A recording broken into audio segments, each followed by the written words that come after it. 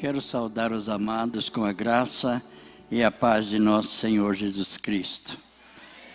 É um prazer, uma alegria estar aqui à frente, o lugar que nós pregamos tantas vezes, e hoje tendo o prazer de ver filhos, outros pastores que saíram daqui. Que Deus seja louvado nesta noite e que você que entrou aqui seja abençoado. Um dia eu ouvi um pregador fazendo um convite. Você quer ir na minha casa, viver um pouquinho comigo, para ver como que eu trato a minha esposa? Ninguém respondeu. E eu também, uma vez, eu fiz essa pergunta numa igreja que eu pastoreei, se alguém quer me acompanhar, ficar uns dias na minha casa, para ver como eu trato a minha esposa, pode ir. Tinha um sobrinho que estava naquele culto, e ele estava quase fugindo de casa, pela maneira que o pai tratava a sua mãe, por causa de bebedeiras e jogatinas, E ele ficou na minha casa, e ficou 6 meses, só que ele estava seguindo o caminho do pai. Eu passava a tarde para a igreja, arrumei um trabalho no banco para ele, ele saía do banco e entrava no bar para tomar bebida com os colegas de trabalho. E um dia passando, eu tive que passar em frente, passar aquela rua para ir para a igreja. Eu e a minha esposa, eu não sabia que ele estava lá dentro. Já fazia uns tempo que ele estava morando em casa. Não assistia culto. Estava no bar bebendo. E nós passamos. Ele não sabe que eu o vi ali. Eu sei que quando nós passamos para ir para a igreja, ele falou: eu não posso ficar aqui, eu vou para a igreja hoje, eu vou com o tio Mário, é uma vergonha eu estar morando na sua casa, e ele para a igreja como pastor, ele, a tia e os filhos, os que tinham ainda naquela época, e ele foi para o culto, se converteu. Ele falou: eu estou vindo para cá porque eu não quero me casar. De ver a vida do meu pai com a minha mãe, eu não pretendo me casar. Ficou um certo tempo na minha casa e saiu para casar. É casado, hoje é o nosso sobrinho que já veio aqui, missionário lá em João Pessoa, o Aco. É uma história. Eu sei que cada um de nós temos uma história, mas uma das coisas que é a maior necessidade nos dias de hoje é a espiritualidade na família. Geralmente um se converte, outro não, e é uma dificuldade, E eu me converti. Meus irmãos não eram convertidos, e eram meus amigos de bebedeira antes, e eu ia com eles, até no bar. Eles colocavam, eu falava: não bebo, porque um dia eu quero ver vocês como eu hoje, porque eu não preciso mais disso, eu não preciso mais. Não, mas a gente toma para dar fome. Fala: isso aí tira a fome, não dá fome. Graças a Deus todos eles se converteram. A espiritualidade na casa, no lar, é muito importante. Mas para se manter uma espiritualidade em casa, é necessário ter uma disciplina na leitura da Bíblia e na oração. Porque muitas vezes nós oramos aqui no púlpito, oramos na igreja, né? Mas às vezes nós não mantemos a regularidade na oração, na nossa casa, né? Um dia eu cheguei até, antes de ser pastor, né? Eu cheguei a ficar meio preocupado que a minha esposa ficava quase a noite toda de joelhos, na beira da cama, né? Eu ficava preocupado, ela vai ficar doente, né? Ter problema no joelho, né? E um dia ela levantou e falou: bem, eu hoje fui batizada com o Espírito Santo. E a vida dela mudou. E eu falei: eu quero essa vida também. Eu quero pregar na unção do Espírito. Eu não quero pregar para que os outros venham me dizer: você é um bom pregador, você prega bem, que mensagem. Eu queria pregar para que as pessoas aceitassem Jesus Cristo como Salvador, para que as pessoas tomassem uma posição ali com Cristo, alegria. Quantas vezes eu ainda choro quando há um apelo das pessoas vir à frente chorando, e graças a Deus tem vindo muita gente à frente nos apelos, né? Mas tudo começa em casa, né? No nosso lar, né? Eu tenho um texto para ler para os irmãos. Eu não sei se eu deixei sobre Efésios capítulo, vamos ler esse primeiro que vai ser o meu tema. Efésios capítulo 5, versículo de 14 até o 6, 4. Se puderem. Esse texto despertou a minha vida. Por isso é que foi dito: desperta, ó tu que dormes, levanta-te dentre os mortos e Cristo te esclarecerá. Continue. Tenham cuidado com a sua maneira de viver, que não sejam como insensatos, mas como sábios, aproveitando ao máximo. Há uma tradução, tradução diferente da minha Bíblia, cada oportunidade, porque os dias são maus. Portanto, não sejam insensatos, mas procurem compreender qual é a vontade do Senhor. Quero que vocês entendam qual é a vontade do Senhor. Prossiga. Não se embriaguem com vinho que leva à libertinagem ou que há contenda, mas sejam cheios do Espírito Santo. Resultado, continue. Falando aos outros com salmos, hinos, cânticos espirituais, cantando e louvando ao Senhor de coração. Sempre dando graças a Deus Pai por todas as coisas, em nome de nosso Senhor Jesus Cristo. Irmãos, para termos uma espiritualidade na nossa família, na nossa casa, é necessário pagar um preço de muita oração, de entrega, de amor, de cuidado, de zelo com a palavra, com os membros da família.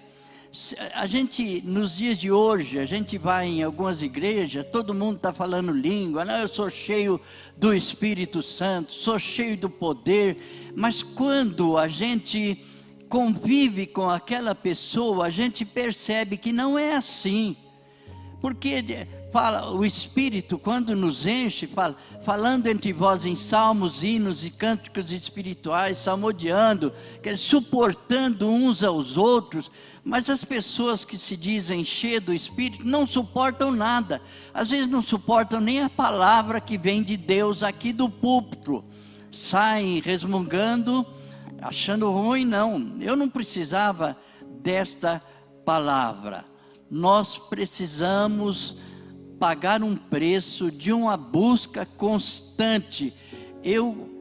Quando comecei o meu ministério, eu e a Dona Maria, nós tirávamos um dia para orarmos, buscarmos a Deus em oração, só que essa prática nunca deixamos de ter.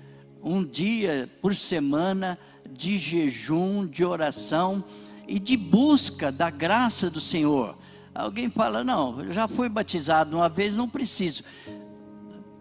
Alguns entendem o batismo do Espírito Santo, né, no início. Né?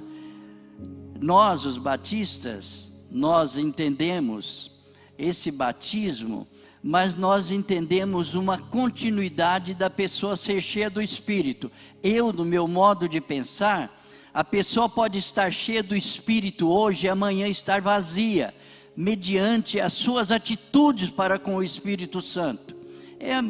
Ninguém é obrigado a crer como eu, como nós aqui cremos, mas há uma necessidade. A pessoa pode hoje estar cheia do Espírito Santo e amanhã estar vazia do Espírito, mediante as suas atitudes, principalmente no lar, em casa, a sua atitude para com a esposa, né? O Espírito é muito sensível, ele é algo que ele se entristece, até com os nossos pensamentos o Espírito fica triste. E o irmão já imaginou você conviver com alguém triste? Se você convive com a sua esposa, se ela só vive triste, porque não é bem tratada, não é bem cuidada, não é fácil. Assim é o Espírito Santo. Nós temos que ter cuidado para com o Espírito Santo, para que a nossa palavra sempre seja temperada com sal. Agora os irmãos imaginam que mundo nós estamos vivendo hoje no trabalho. É difícil, né? A gente ser cheio do Espírito no trabalho para manifestar o fruto do Espírito naquelas horas que nós somos pressionados, exprimidos ali, somos exprimidos e às vezes nós reagimos não como uma pessoa cheia do Espírito, mas nós reagimos na carne, porque a carne não saiu de dentro de nós, a carne está aqui e pronta para se manifestar. E é interessante que o diabo fica tentando de todos os lados, de toda maneira, para nos tirar dessa posição espiritual. Não é fácil uma vida no Espírito 24 horas por dia. Manter uma vida de oração é algo muito, muito importante mesmo. Nós temos que analisar o mundo que nós estamos vivendo, que mundo nós estamos vivendo, que lugar nós estamos vivendo, quem está realmente ao nosso redor, né?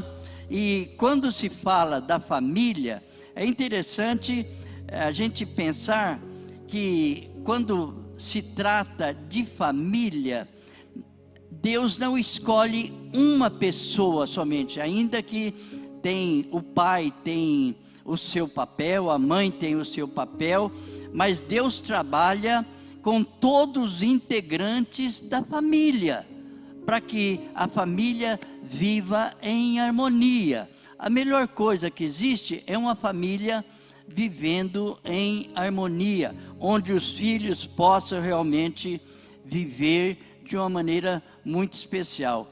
O livro de Efésios, capítulo 5, vai falar muito sobre a família, né? No capítulo 5, versículo 21, fala assim: suportando-vos uns aos outros. E Paulo entra bem dentro da casa das pessoas, para dizer assim: as mulheres sejam submissas aos seus maridos.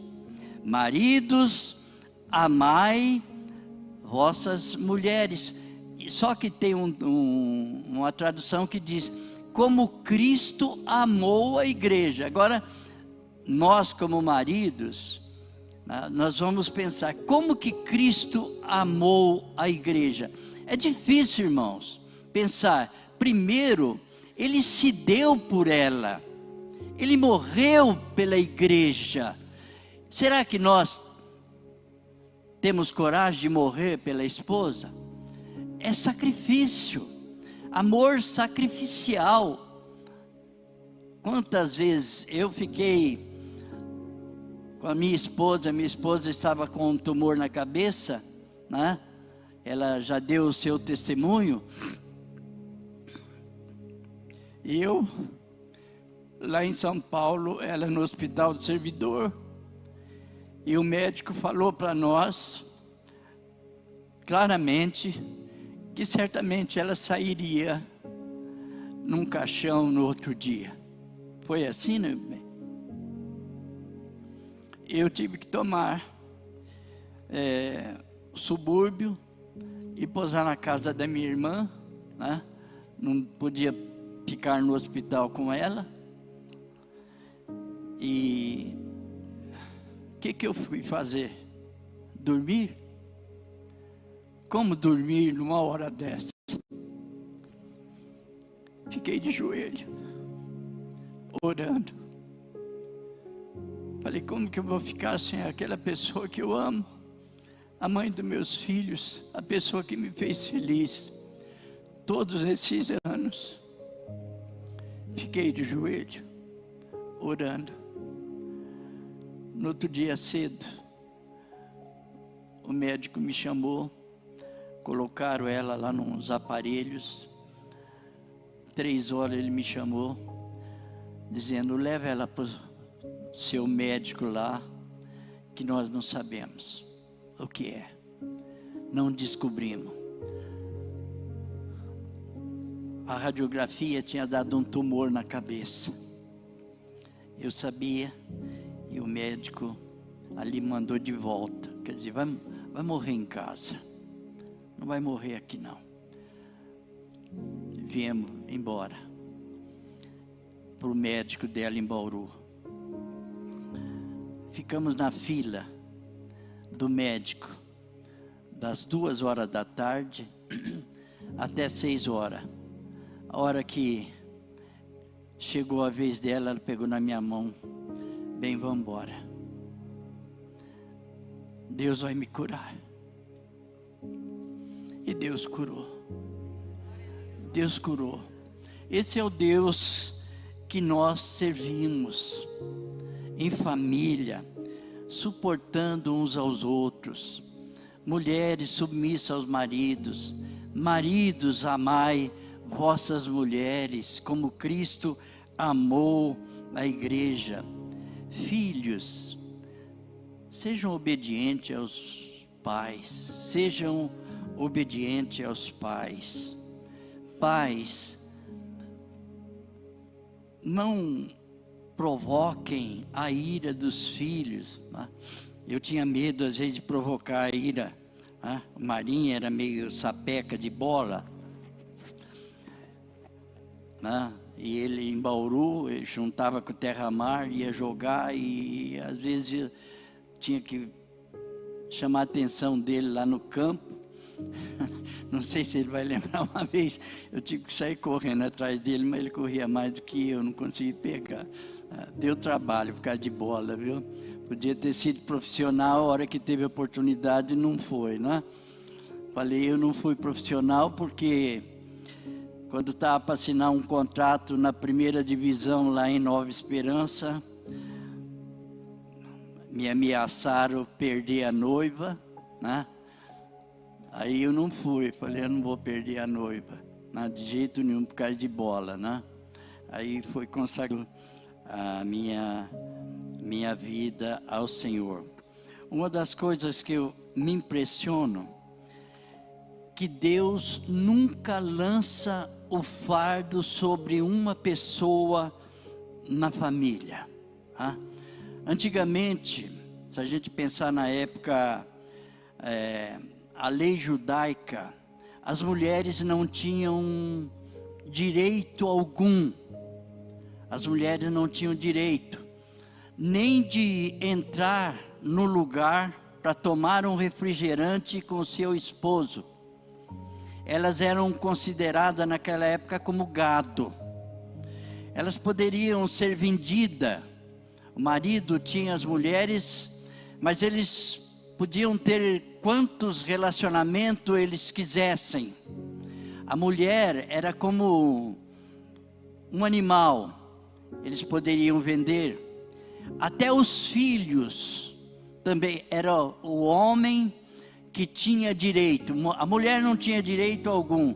Os filhos também não, porque os pais poderiam vender. Tal, a época que nós vivemos, a época de Jesus, é a época que nós temos que dar graças a Deus. Hoje, a família unida, a família reunida, estando aqui presente, as nossas leis, né? Tudo isso é algo de uma importância muito grande. Mas por que nós estamos falando sobre a espiritualidade na família? Que bom se todos tiverem uma vida e uma espiritualidade, todos estando orando juntos ali, né? Não que não tenha às vezes alguma desavença, alguma coisa, né? Eu e a minha esposa, às vezes havia alguma situação assim, quando vem o problema dos filhos, né? Depois netos e agora bisnetos, mas já não tem problema mais. Mas nós nunca dormimos de mal. Ela tinha aquele texto na mente: não se põe o sol sobre a vossa ira. Claro que tinha alguns problemas, mas nunca, sempre a gente acertava antes de dormir, né? Ali às vezes a gente acertava, mas depois virava a costa um para o outro, né? Mas aí a mão já vinha assim, ó. Não tinha jeito, a mão dela ou a minha, eu esperava, se ela demorasse, aí a minha ia. A gente nunca dormiu de mal. Na família é algo de uma preciosidade, porque se a família for espiritual, alguém de fora vai ficar observando, os vizinhos vão ficar observando, as pessoas de fora vão ficar observando, e sentir o desejo de ter uma família como nós, os crentes, temos. Eu gostaria que o marido agora e a esposa pusesse a mão no seu coração, né? E fechasse os seus olhos e fizesse eu vou fazer uma pergunta. Quantas vezes você tem falado para sua esposa: eu te amo, eu não posso viver sem você, você foi o presente que Deus me deu, e eu quero fazer você feliz. Se você tiver algo que esteja vendo em mim, que está te prejudicando, que não está te fazendo feliz, que está atrapalhando um pouquinho a nossa comunhão, o nosso amor, que está te deixando triste, fale agora, seja sincero. Marido e mulher não fala que são um. É interessante, hoje preparando isso, a Dona Maria lembrou numa coisa, né? Que a mulher foi tirada da onde do homem? Da costela. E hoje eu até notei aqui para não esquecer. E agora no casamento Deus está colocando a costela no lugar. Ninguém pensou isso. Essa Dona Maria, eu queria ter uma mulher assim. Olha lá, completou. A costela. O casamento é a costela voltando para o seu lugar. Põe a mão, você está com a costela no lugar? Nós precisamos de muita oração para que no lar a espiritualidade, porque um dia nós não estamos bem, Outro dia nós estamos melhor, por isso que a família é muito importante. Eu estava lembrando agora, olhando para o Marinho, era pastor Marinho, a gente reunia em casa, Lenita, Letícia e o Marinho fazia nosso culto doméstico, né? E o Marinho era muito dorminhoco, né? E a Lenita, ela orava, ela começava a orar pelo pessoal de Santa Fé, o nome de cada um, de cada família. Ia para São Paulo, ia para Bauru, ia para Piratininga. A oração delas, vocês já viram oração quilométrica? Aquela era de léguas, né? E o Marinho, dorminhoco, menino, né? E ele chegou, né? Não deixa a Lenita orar hoje, não. Não deixa a Lenita orar. Porque ela começa a orar, era pequena, né? Não deixa a Lenita orar, porque ela começa a orar, aí ela fala, aí ela começa a falar, né? De todos, orava, não sei se hoje está orando. Ah, é, e aí pegou ainda e falou, fala para ela orar assim, Senhor, abençoa todo mundo, abençoa todo mundo.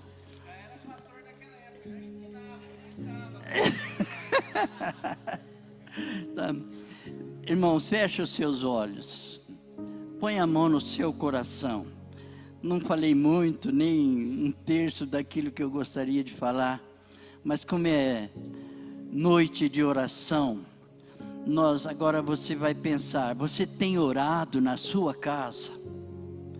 Você tem orado pela sua família, pela sua esposa, para Deus abençoá-la, para você amá-la cada vez mais, para ela te amar, para não haver contenda, para você ser um instrumento, um testemunho de Deus para os seus filhos, para que eles se convertam.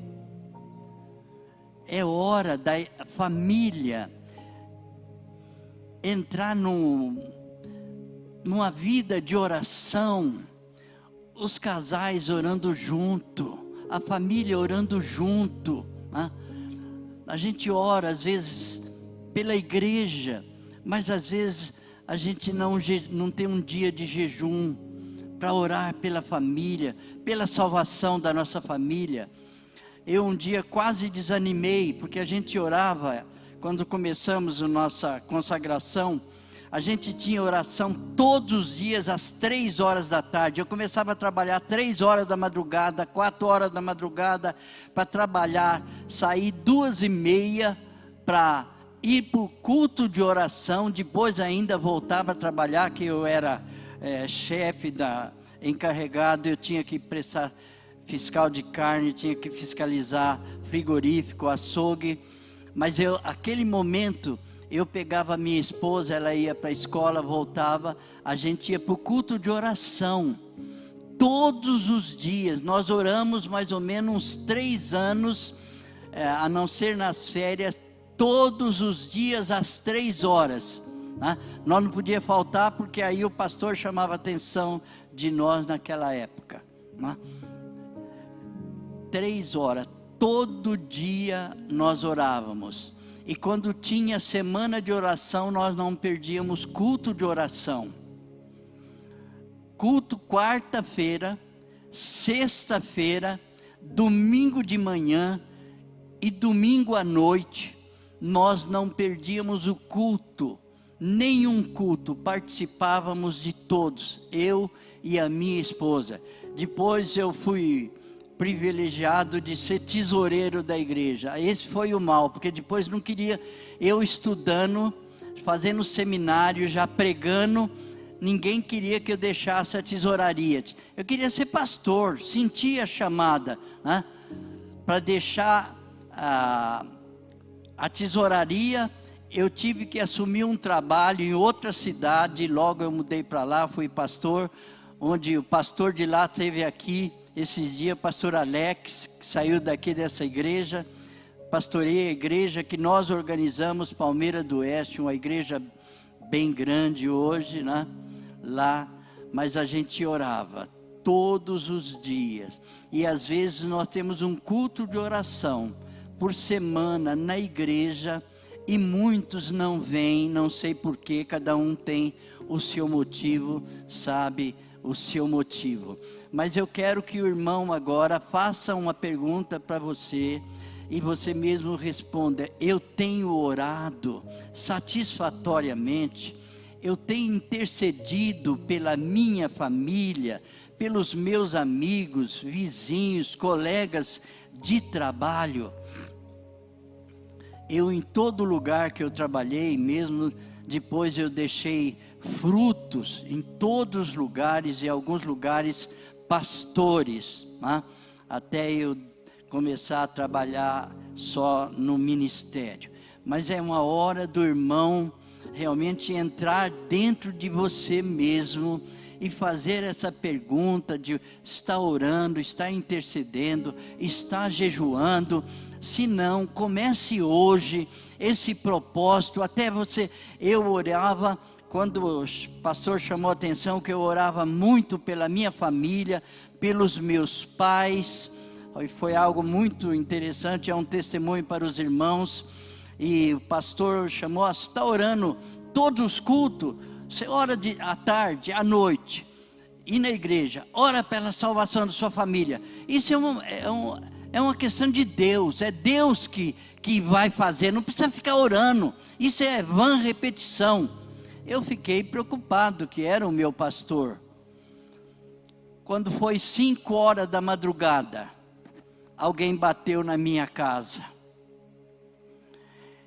Era um índio que estava fazendo conferência lá, um índio que dirigia trabalho no Mato Grosso, numa tribo, convertido, uma bênção, um homem de oração, bateu na minha casa, 5 horas da madrugada, e disse, ele estava fazendo conferência lá, na igreja, ele não ouviu o pastor chamar a minha atenção de orar muito, né, todos os dias pela família. Ele falou: irmão Mário, desculpa essa hora, mas eu tenho que trazer um recado para o irmão. Eu estava orando lá no hotel, e Deus me revelou que eu precisava vir aqui, na sua casa. Deus mandou falar que Ele está ouvindo a sua oração, a hora que você está ajoelhado, orando. Ele está ao seu lado, para você não parar de orar, porque Ele vai realizar o seu pedido, Ele vai salvar a sua família. Começou a salvação da minha família, irmãos, pais e mãe, todos foram salvos. Não pare de orar. Interceda, isso é intercessão.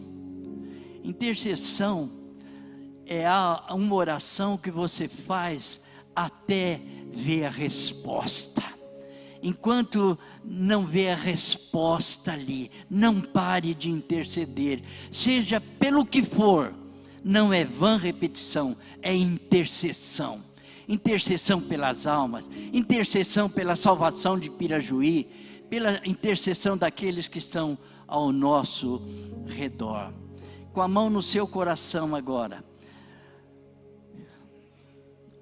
orando de uma maneira que você nunca orou, talvez intercedendo com a certeza de que Deus vai ouvir, está ouvindo a sua oração, talvez por um negócio, por um projeto, alguma coisa que não tem dado certo. Pastor Marinho, os pastores têm falado isso, mas não pare de interceder até haver a resposta, ou Deus falar, não é isso que eu quero, é outra coisa. Mas se você está intercedendo, espere Deus responder. Pai, nós estamos aqui com toda a dificuldade pela idade, mas feliz por poder ainda falar a Tua palavra, poder ensinar o Teu povo, como os outros pastores, a orar cada vez mais, orar sem esmorecer, ó Deus, orar crendo que a oração nos leva a um nível de espiritualidade muito melhor, muito grande, que nos dá convicção de pecado, que dá convicção quando a nossa carne age, ó Deus, que nos dá certeza quando o Espírito está agindo em nós, que enche o nosso coração de amor pelos irmãos, pela cidade, pelas autoridades, pelas almas sem Cristo, ó Deus. Ó Deus, nós estamos aqui, que cada um hoje possa sair daqui, quando estamos agora com a mão no coração, serem melhores intercessores pela família, melhores intercessores pela cidade. Mas não é uma oração e depois, Deus não está ouvindo, Deus não vai responder. Não, mas é sabendo que Deus responde, que Deus ouve, que quando nós estamos orando, Deus está presente conosco, Deus está ali conosco, o Espírito está intercedendo por nós. Abençoa cada irmão que entrou aqui de uma maneira especial. Sempre foram abençoados, mas que hoje a bênção seja maior, que o despertar dos corações seja maior do que as outras vezes, porque ontem, Senhor, passou, ficou no esquecimento. Hoje é um novo dia, é uma nova realidade. Ó Deus, nós agradecemos por cada irmão, aquele que está nos ouvindo, se está sendo transmitido, ó Deus, de uma maneira muito especial.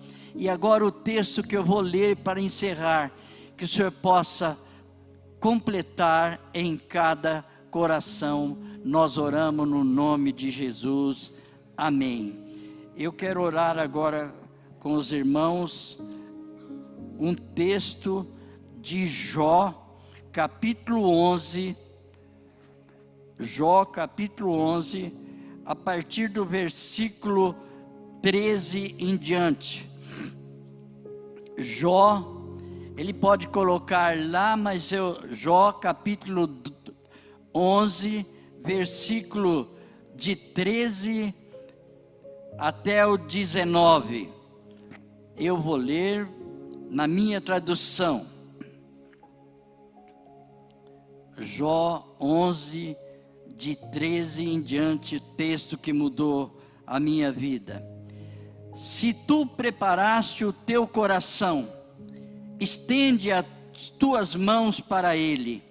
Se há iniquidade na tua mão, lança-a para longe de ti, e não deixes habitar a injustiça nas tuas tendas, porque então o teu rosto levantará sem mácula, estará firme e não temerás, porque te esquecerás dos trabalhos e te lembrarás deles como das águas que já passaram, e a tua vida mais clara se levantará do que o meio-dia, ainda que haja trevas, será como a manhã, e terás confiança, porque haverá esperança.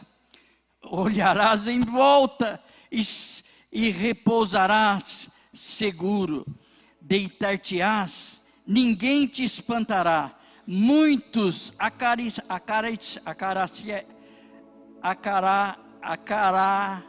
acariciarão o teu rosto, muitos pedirão o teu favor. Que Deus abençoe os amados. Obrigado mais uma vez, amados. Amém.